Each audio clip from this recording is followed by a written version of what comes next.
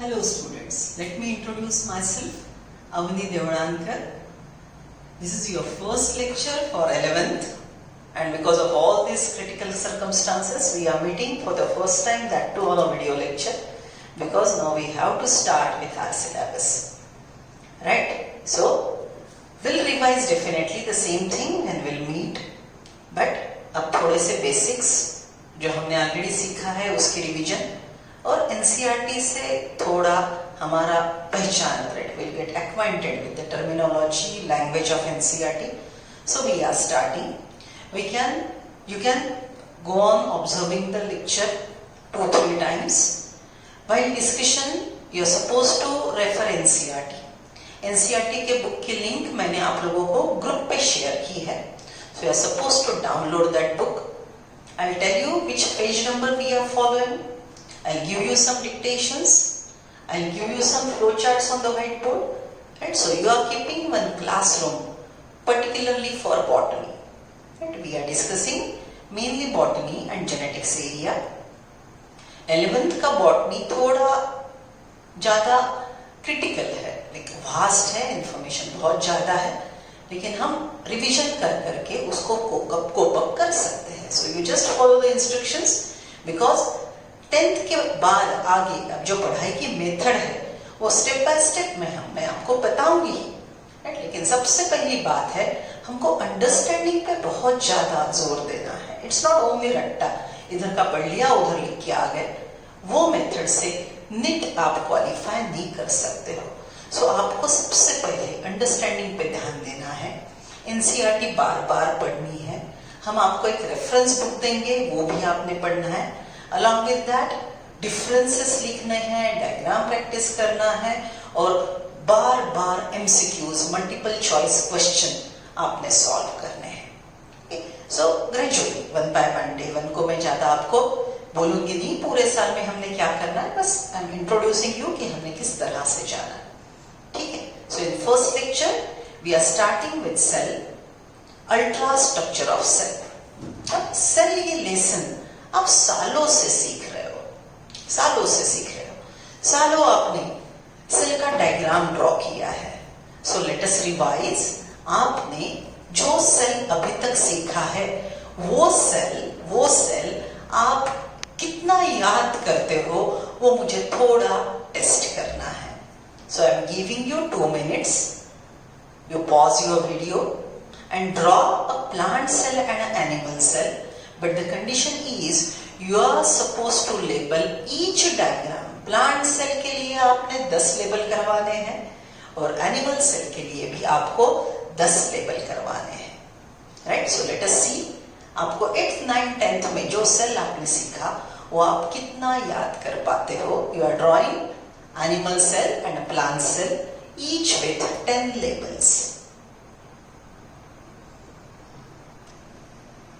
So your time is up. I am hoping कि आपने सच में 10 मिनट के लिए वीडियो पॉज किया था और 10 मिनट में आपने कुछ तो ड्रॉ किया होगा. I am not there to monitor the things. Many students just draw a square and a dot and they label it as a cell. Okay?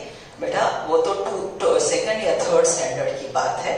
See, this is actually an entire structure with so many labels. मैंने बोला था आपको 10 label देने हैं. Okay, अब सबसे पहले देखिए बराबर. एट अ ग्लांस आपने देखा और स्पेलिंग, ये स्पेलिंग पढ़ने से पहले क्या आप ये सेल को पहचान पाते हो कि ये प्लांट सेल है कि एनिमल है? अगर आपको प्लांट सेल और एनिमल सेल में सबसे प्रोमिनेंट डिफरेंस क्या है ये अगर मैंने पूछा तो आप क्या बोलेंगे? सबसे पहले presence of cell wall and second very important thing, large central vacuole is absent. ये सेल में क्या नहीं है? देखिए इसके पास सेल वॉल है, आउटर मोस्ट ब्लू कलर का जो है वो प्लाज्मा मेम्ब्रेन है.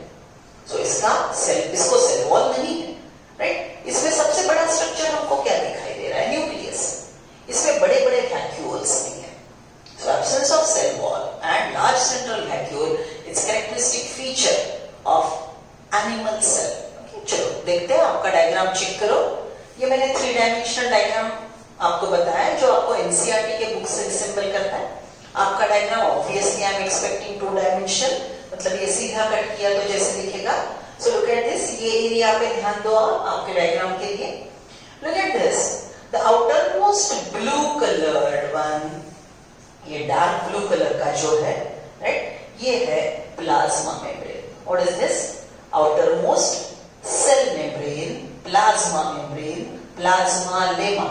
कितने शब्द बोले मैंने? बोलो मेरे साथ, cell membrane, cell membrane, plasma membrane, plasma membrane, plasmalemma, plasmalemma, right? It is outermost living membrane which is elastic, right? And it is covering entire cell. So ये है प्लाज्मा मेम्ब्रेन। प्लाज्मा मेम्ब्रेन के अंदर ये जो light blue colour का total fluid है, right, ये light blue colour का टोटल फ्लूइड है, इसको हम बोलेंगे total structure cytoplasm.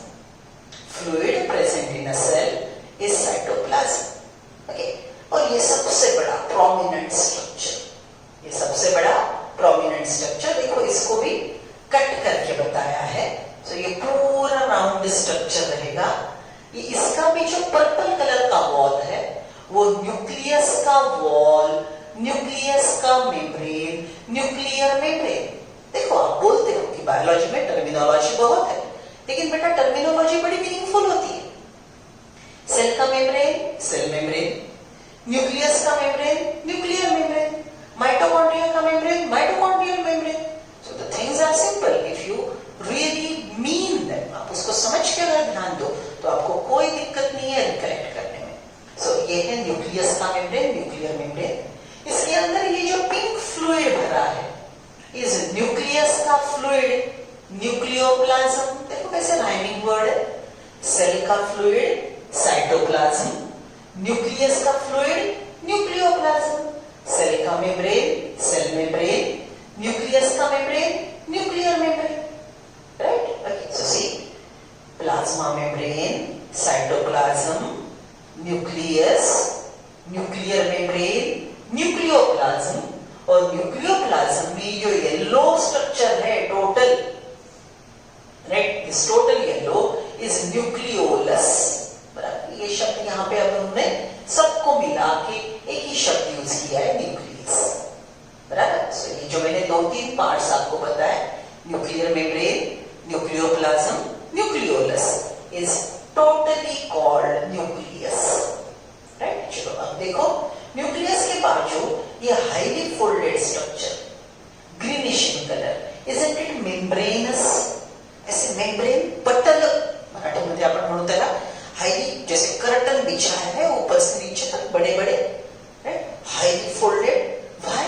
For increasing surface area. So ये जो स्ट्रक्चर है हाईली मेम्ब्रेनस फोल्डेड, ओके, इसको हम बोलेंगे endoplasmic reticulum.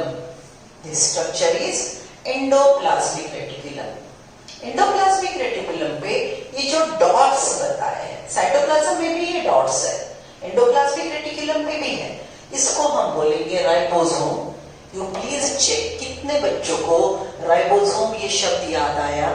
It is one of the most important. इसको आपने प्रोटीन फैक्ट्रीज बोला होगा या सेल का इंजन बोला होगा। It is one of the very important thing present in a cell, ribosome.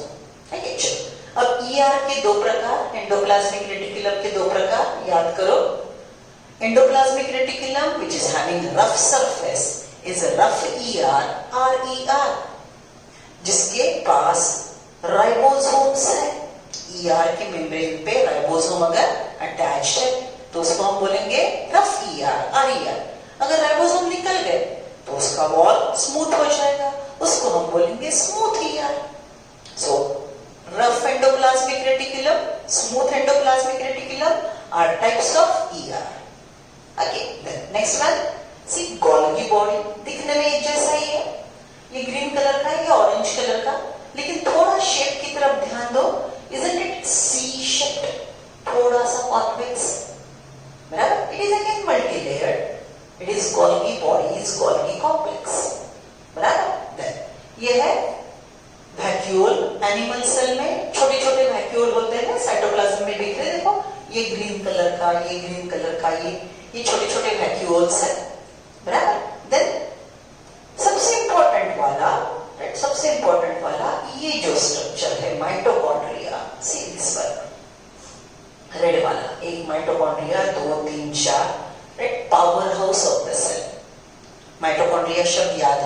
house of the cell. It is related with aerobic respiration, generating ATP. Long form bolo, ATP का long form, adenosine triphosphate. Isn't it biological currency? What is biological currency? Currency is like रुपए, money. हमारे life चलने के लिए जैसे रुपया पैसा चाहिए, जैसे सेल का मेटाबॉलिज्म चलने के लिए, राइट? ये माइटोकॉन्ड्रिया एटीपी बनाएगा. So ATP is biological currency which are synthesized by mitochondria. Cell को पैसा देने वाला, पावर सप्लाई करने वाला mitochondria, that is power house of the cell, right? Then ये शब्द आप जानते हो, लाइसोसोम्स, सुसाइडल बैग्स. याद है lysosome, suicidal bag? This go on wandering in a cell और सेल का हाउसकीपिंग करते हैं. इसको सुसाइडल बैग क्यों बोलते हैं? If at all this cell is not working properly for the animal, आपके बॉडी में सेल है और आपके लिए इफिशिएंटली काम नहीं कर रहा है, तो ये लाइसोसोम ये सेल को बर्स्ट ओपन करके मार देगा, खा जाएगा. So cell suicide करेगा. Why? It's not efficient. Okay. So what is this? Lysosomes are suicidal bags. Okay. चलो I repeat. देखो आपके लेबल में plasma membrane, cytoplasm, nucleus, vacuole, rough ER, smooth ER, Golgi bodies, mitochondria. बराबर? Okay. चलो अब कौन से शब्द आपसे मैं एक्सपेक्ट नहीं कर रही थी? Okay, one is centriole, also called centrosome. Other one peroxisomes, right? Lysosome जैसा ही और एक शब्द है vesicles. हम डिटेल में देखते हैं बाद में, right? And then you might be not recollecting this word microtubules. लेकिन हमारे जो बाकी के ऑर्गेनल्स है वो आपको याद होना एक्सपेक्टेड था. So चलो चेक करो आपकी डायग्राम. अगर आपने 2 लेबल दिए हैं तो 10 में से सिर्फ 2 मार्क आए आपके. अगर आपने 8 लेबल सही लिखे हैं और वो स्ट्रक्चर थोड़ा रिसेंबल कर रहा है, ओके, डॉट दे दिया, न्यूक्लियस, बड़ा माइटोकॉन्ड्रिया, वैसा नहीं चलेगा. The diagram has to be proportionate. ठीक से ड्रॉ की है क्या, प्रॉपर लेबलिंग किया है क्या, और लेबल 10 है क्या? Plasma membrane, cytoplasm, nucleus, nucleoplasm, nuclear membrane, nucleolus, right? I think I am repeating. Then mitochondria, ER, rough ER, smooth ER, Golgi body, lysosomes, ribosomes. बराबर? Vacuoles. देखो मैंने अराउंड 12 to 13 लेबल्स आपको बोले, उसमें के कम से कम आपको 10 नहीं 7-8 तो याद आए क्या? Okay, so see. That is what is your total ability to recollect whatever you learn in previous classes. I am not highlighting कि आपने 10th में कैसे किया, लेकिन इसके आगे हमको इसमें का एक शब्द भी छोड़ना नहीं है. Because you know in NEET bio का वेटेज अराउंड 50% है. टोटल मार्क में से 50% बायो हो जाते हैं, तो हमने यहाँ पे गलती करनी नहीं है. Let us go with the next diagram जो मैंने आपको बोला था, प्लांट सेल का diagram. Look at this, right? Look at this diagram, plant cell, right? So plant cell में ये जो आउटर मोस्ट ग्रीन स्ट्रक्चर है, ये आएगा सेल वॉल. जो मैंने अभी बोला था, cell wall, presence of cell wall is characteristic feature of animal cell. Presence of cell wall is characteristic feature of plant cell. So ये देखो ग्रीन कलर का सेल वॉल. सेल वॉल के अंदर ये जो येलो टोटल है इस plasma membrane, बराबर? ये टोटल येलो फ्लूइड है साइटोप्लाज्म. ये सेंट्रल बड़ा सा इरेगुलर शेप्ड वैक्यूल, ये है इधर न्यूक्लियस, राइट? देन ये है Golgi body, C shaped. Nucleus को जोड़ के ये है रफ ईआर, स्मूथ ईआर. और सबसे बड़ा जो प्लांट सेल का कैरेक्टरिस्टिक फीचर है, ग्रीन कलर के structure. Yes tell me, kitchen of the cell, what is name? Chloroplast, right? So this is what is characteristic feature of plant cell, presence of chloroplast, which is making the cell photosynthetic. Okay, आगे 10 level देखो, line से शुरू करते हैं।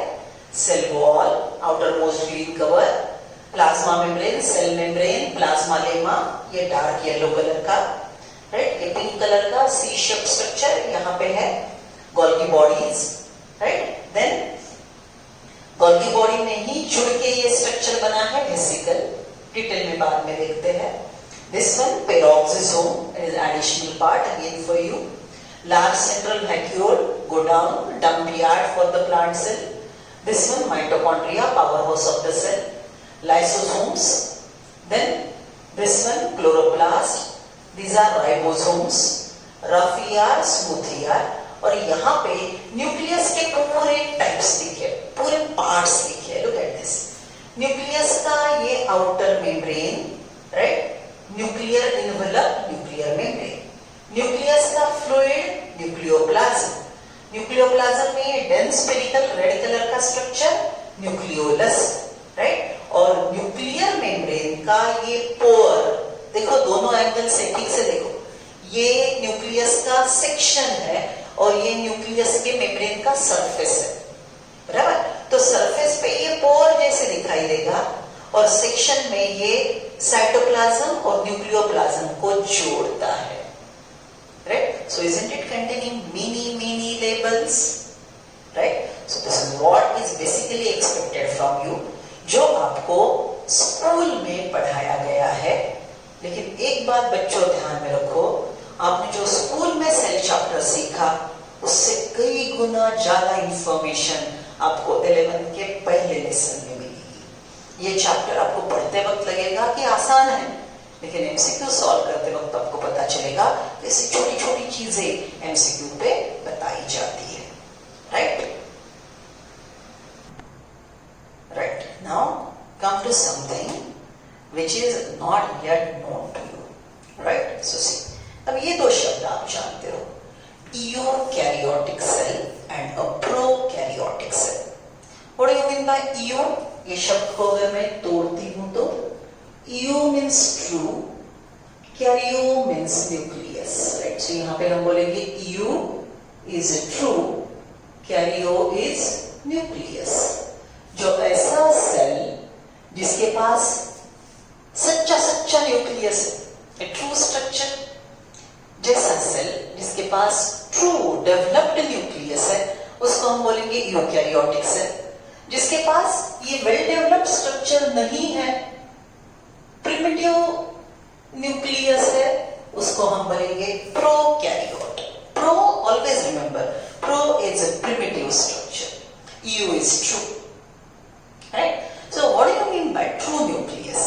अभी जो हमने plant cell, animal cell, ये दो सेल जो हमने सीखे, ये दोनों cell true cells, eukaryotic nucleus, true nucleus वाले सेल्स है। सो ये ट्रू न्यूक्लियस वाले यूकैरियोटिक सेल का न्यूक्लियस कैसा था? See, I am drawing double layered nuclear membrane. मैंने दो सर्कल ड्रॉ कर लिए, मैंने कुछ जगह ये लेयर को मिटा दिया, and then what I am doing, outer membrane of nucleus is joined with inner membrane of nucleus and the structure which is developed, ये ऐसा join करने की वजह से यहाँ पे जो पोर बना है उसको हम क्या बोलेंगे? Nuclear pore, right. ये मेम्ब्रेन को हम क्या बोलेंगे? Nuclear membrane. पर मैं जो लिख रही हूं, जो ड्रॉ कर रही हूं, वो आप क्लास वर्क में लिखेंगे। जो मैं प्रोजेक्टर पे डायग्राम्स बताती हूँ वो आपने ड्रॉ नहीं करने हैं, लेकिन प्रोजेक्टर पे जो मैं आपको रेडीमेड पॉइंट्स दूंगी, यहाँ पे सेल थ्योरी के पोस्टुलेट्स है, राइट, साइंटिस्ट के नाम है, या तो मैं डिक्टेट करूंगी, आपने लिखने हैं, यहाँ पे लिख के दिया, आपने लिखना है। अगर मैंने बोर्ड का काम किया तो आपने हर वो चीज लिख के लेनी है। That is your class work. हम जैसे ही मिलेंगे, मैं दूसरे दिन आपके क्लास वर्क का सबमिशन दूंगी and I will check your class work, right. So see, this is what is true nucleus, well developed nucleus which is found in eukaryotic cell. Nucleus के पास है double layered nuclear membrane, outer membrane, inner membrane. Pore of nuclear membrane is nuclear pore. Fluid present in nucleus. Fluid present in nucleus, इसको हम क्या बोलेंगे? Nucleoplasm. Fluid present in nucleus is nucleoplasm, right? And a dense spherical body present in the nucleus is nucleolus, right? अब एक सबसे बड़ी बात जो अभी तक के डायग्राम में भी नहीं आई थी, that is chromatin network. Everyone think honestly. कितने बच्चों को ये शब्द याद आ रहा है, क्रोमैटिन मटेरियल, या आपको डीएनए शब्द याद आ रहा होगा? What is long form of DNA? Yeah, tell me. Deoxyribose nucleic acid. Very correct. Deoxyribose nucleic acid. इसके जैसा और एक शब्द जानते हो आप? What is that? DNA जैसा और एक शब्द है? Yeah, tell me. RNA, ribonucleic acid.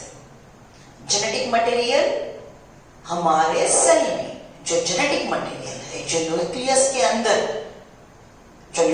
अंदर फूस के भरा है, लंबे लंबे थ्रेड से उसके, राइट?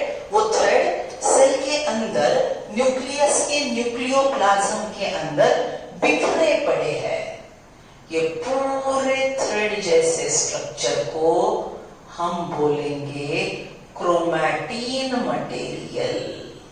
ये कौन सा शब्द यूज किया मैंने? This red structure drawn over here is genetically very important. ये जैसे नेटवर्क बिखरा है, जाळी पडली आहे, असा पूर्ण दोरा न्यूक्लियस मध्ये, न्यूक्लियोप्लाझम मध्ये असा गुंता पडलाय त्याचा, that network is called chromatin network. अगर ये ऐसा स्ट्रक्चर है तो उसको हम बोलेंगे ट्रू न्यूक्लियस। ऐसा नहीं है तो उसको हम बोलेंगे primitive nucleus. So true nucleus जिसके पास है वो है यूकैरियोटिक सेल, ट्रू न्यूक्लियस जिसके पास नहीं है वो है प्रोकैरियोटिक सेल। लेकिन कौन सा भी सेल हो उसके पास जेनेटिक मटेरियल होना बहुत जरूरी है। अब सबसे पहला सवाल, what is genetic material? Genetic material DNA is book of life. आपकी जिंदगी की किताब है वो किताब पे हर चीज लिखी है। मतलब आपके पास जो हेरिटेबल कैरेक्टर्स है वो पूरे वहां पे लिखे हैं। देखो कौन से हेरिडिटरी कैरेक्टर्स है आपके पास? आपका eye colour black, blue, brown, right, brownish, grey, वो इंफॉर्मेशन डीएनए पे लिखी है। This organisms eye colour is deep blue. आपका blood group, this organisms blood group is O positive, B negative, A B.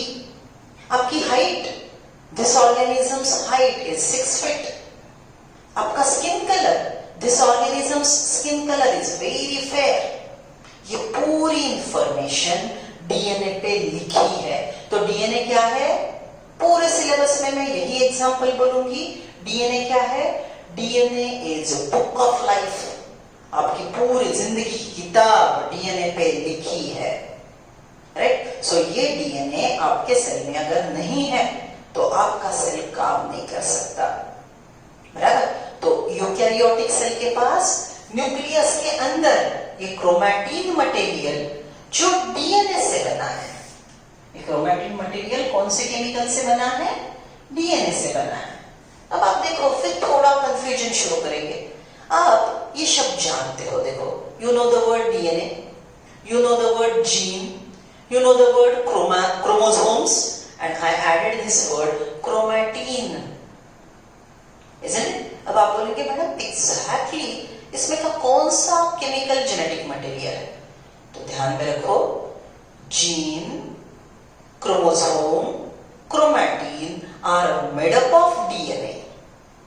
Gene, chromatin, chromosome are made up of DNA, the chemical which act as genetic material, right? जिसके पास आपके पूरे life की information लिखी है, वो chemical है DNA. So simple भाषा में मैं क्या बोलूंगी आपको, डीएनए से ही जीन बना है, डीएनए से ही क्रोमैटिन नेटवर्क बना है और डीएनए से ही क्रोमोसोम बने हैं। कैसे, नेक्स्ट लेक्चर में सीखते हैं। राइट नाउ डीएनए का जेनेटिक, डीएनए कौन से फॉर्म में न्यूक्लियस में बिखरा पड़ा है, क्रोमैटिन नेटवर्क। यही डीएनए प्रोकैरियोटिक सेल में कैसा है, लुक एट दिस। राइट, अब प्रोकैरियोटिक सेल में ये डीएनए देखो, एक मैंने डीएनए का स्ट्रैंड ड्रॉ किया और मैं दूसरा डीएनए का स्ट्रैंड ड्रॉ कर रही हूं। याद है डीएनए का ये स्ट्रक्चर। अगर मैं ये डीएनए की बात करती हूं यूकैरियोटिक सेल के, तो आपने ये डीएनए का डायग्राम देखा है, helically coiled double stranded molecule. Right, this is what is DNA. ये स्ट्रक्चर आपने कितने सारे बायोलॉजी के बुक में देखा होगा। ये जो केमिकल है ये है जेनेटिक मटेरियल डीएनए। ये जो केमिकल है ये केमिकल है जेनेटिक मटेरियल डीएनए। अब आप भी देखो, प्रोकैरियोटिक सेल का डीएनए और यूकैरियोटिक सेल के डीएनए में क्या अंतर है। प्रोकैरियोटिक सेल का डीएनए सर्कुलर शेप का है, am I correct? और ये डीएनए यूकैरियोटिक सेल का इट इज लिनियर। ये है लिनियर डीएनए, राइट, ये है सर्कुलर डीएनए। अगर आपने ड्रॉ करते वक्त अच्छे से देखा होगा तो मैंने पहले एक स्ट्रैंड ड्रॉ किया, ये वाला, राइट, और फिर मैंने दूसरा स्ट्रैंड ड्रॉ किया। Isn't it? ये डीएनए के पास दो स्ट्रैंड है, एक रेड वाला और एक ब्लैक वाला। इसके पास भी एक ये सर्कुलर और इसके ऊपर भी। So DNA is always double stranded. DNA in eukaryotic cell as well as prokaryotic cell, DNA is always double stranded in prokaryotic and eukaryotic cell. बराबर? तो ये डीएनए को और एक शब्द ऐड किया जाता है। What is that? It is dsDNA. What is DS? Double stranded. यहां पे मैं क्या लिखूंगी, इसको हम लिखेंगे dsDNA. So यूकैरियोटिक सेल के पास डबल स्ट्रैंडेड लिनियर डीएनए एक सिंगल स्ट्रेट लाइन में, और प्रोकैरियोटिक सेल के पास double stranded circular DNA. Right, eukaryotic cell में ये ऐसे डीएनए, बहुत सारे डीएनए न्यूक्लियोप्लाज्म में एक नेटवर्क बना के बिखरे पड़े हैं। In eukaryotic cell, in the nucleus, in the nucleoplasm, these DNA are scattered in nucleoplasm, बिखरे पड़े हैं पूरे।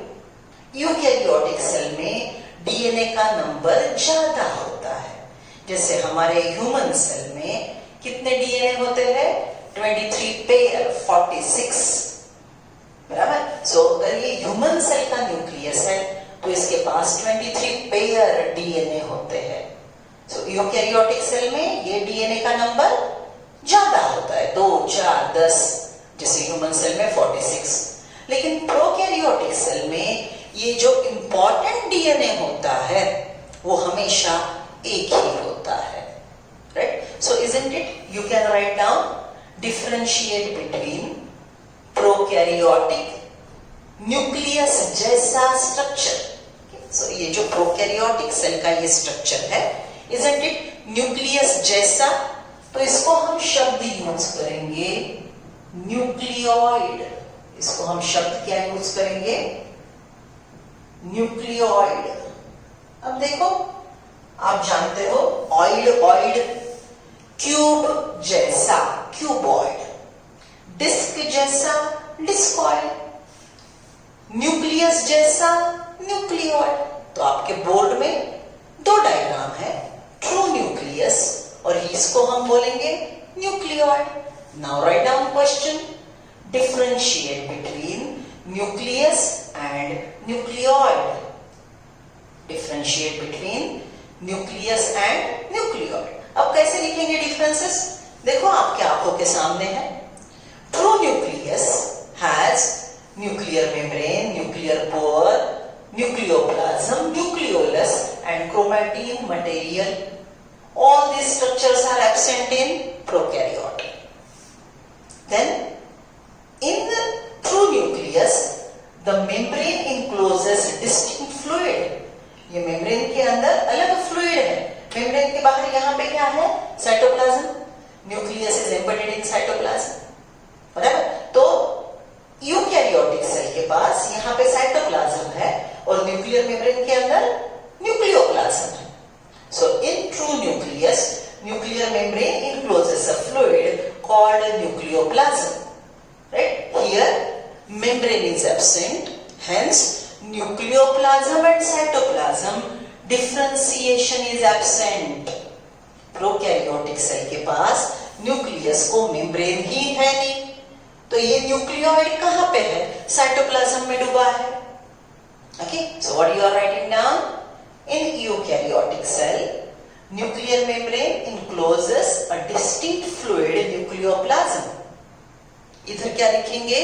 Nuclear membrane is absent, hence nucleoid is embedded in cytoplasm, nucleoplasm is absent. Right? Then here we'll say the chromatin network is made up of many DNA. Nucleoid is made up of only one DNA. The DNA present in eukaryotic cells nucleus, true nucleus, is double-stranded linear structure. Nucleoid is double-stranded circular structure. बराबर. देखो आपके आंखों के सामने differences है, बस देखने हैं और लिखने हैं. Right? Then this eukaryotic DNA, eukaryotic cell का DNA carries huge information.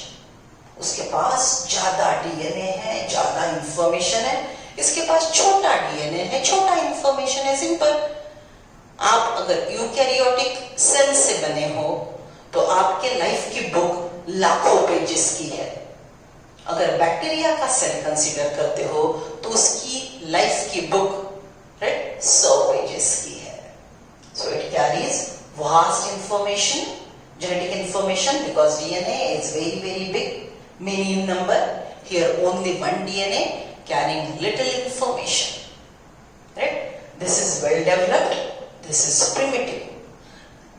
Eukaryotic cell are evolved, complicated. Prokaryotic cell are primitive, less complicated. समझ रहे हो? ऐसे differences आपने लिखने हैं. यूकैरियोटिक सेल का न्यूक्लियस ट्रू न्यूक्लियस और प्रोकैरियोटिक सेल का न्यूक्लियस न्यूक्लियोइड. तो बच्चों आज के टोटल लेक्चर में हमने क्या सीखा? We started with 2 diagrams, plant cell and animal cell. आपको मैंने ड्रॉ करने को बोला. प्लीज जज योरसेल्फ. आपको कितना याद आ रहा है? ये मैं बात बार बार क्यों कर रही हूं? क्योंकि बच्चों अभी तक आपने 10th तक सेमेस्टर था, 6 महीने की पढ़ाई की, एग्जाम दे के आए, मेमोरी डिलीट कर दी, फिर नए एग्जाम की तैयारी की. 10th में आपने पूरे साल की तैयारी की, याद है ना? 10th के स्टार्टिंग में जो लेसन था वो अंत के एग्जाम में था. बच्चा यहाँ पे और डिफिकल्ट है. What is that? 11th 12th का दोनों साल का सिलेबस आपको पूरा ध्यान रखना है. मतलब आज जो मैंने ये कंटेंट आपको सिखाया, what is today, right, it will be 2020 के अप्रैल में मैं जो आपको सिखा रही हूँ वो 2022 के मई के एग्जाम तक आपको याद रखना है.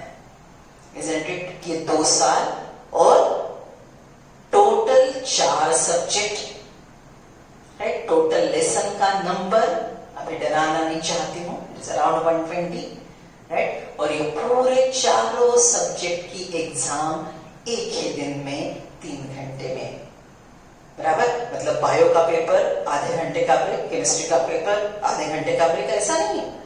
अंदर जाओ, तीनों सब्जेक्ट, चारों सब्जेक्ट देके वापस आ जाओ. Are you feeling the difference? तो आज मैं जो सिखा रही हूँ वो 2 साल याद करना है. और एक सबसे बड़ी बात, 180 questions, 180 minutes. Get the speed. 1 minute में क्वेश्चन पढ़ना है, एनालिसिस करना है, ऑप्शन देखने हैं, आंसर राइट टिक करना है और बबल करना है राइट. ओके, अगर कैलकुलेशन है वो करना है, बराबर. 2-3 फॉर्मूलाज लिखने हैं वो करना है. तो ये पूरे प्रोसेस में बेटा आपको सोचने के लिए टाइम ही नहीं मिलता. आपने बस आंसर पॉपअप होने, पढ़ा सॉल्व किया, पढ़ा सॉल्व किया. तो उसके लिए क्या चाहिए? ये स्पीड बढ़ाने के लिए क्या चाहिए? प्रैक्टिस. एक्यूरेसी बढ़ाने के लिए क्या चाहिए? समझदारी. So first will focus on understanding. We'll write down differences, making the thing crystal clear. Then we'll try to recollect, and then we'll focus how to increase the speed. Okay, तो सबसे पहला step, हर चीज मुझे समझनी ही चाहिए. अगर आपको नहीं समझ में आ रहा है, ग्रुप पे डाल दो, मुझे पर्सनल पे कॉल करो. I'll explain each and everything. बार-बार लेक्चर देखो. वीडियो लेक्चर का और एक फायदा है, आज भी देख सकते हो, कल भी देख सकते हो, लेकिन 2 दिन के बाद मैं लेक्चर यूट्यूब से भी ड्रॉ कर लूंगी, राइट, ड्राइव से मैं भी ड्रॉ कर लूंगी. तो 2 दिन में आपको जितनी बार देखना है देख लो. जब मैंने आपको पढ़ाया, झट से एनसीईआरटी में पढ़ो. एनसीईआरटी का कंटेंट इसको रिलेट करके देखो.